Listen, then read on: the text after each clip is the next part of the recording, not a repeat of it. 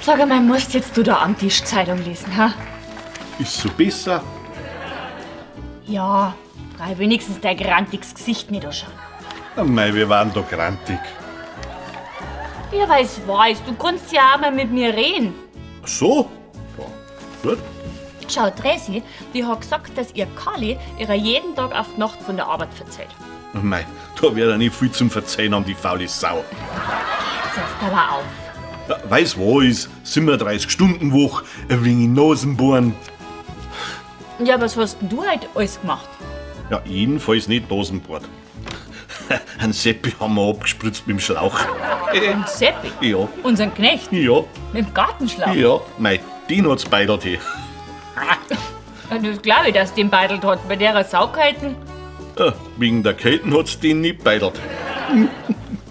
Warum dann? Wegen dem Ding seinem Haxen, aber das willst du gar nicht wissen. Doch, das möchte ich schon wissen. Weil schau, ich möchte schließlich Anteil haben an deinem Leben. So? Ja, gut. Also der Morli, der alte Stier, der hat hinten an seinem Haxen so einen Mordstrom Eis gehabt. Und das wollte der Seppi mit seinem Messer aufstehen. Und wie er da mit der Spitze so reingefahren ist, hat schon gleich so einen Flatscher gemacht und der ganze Ort da ist rausgespritzt. Voll auf den Seppi.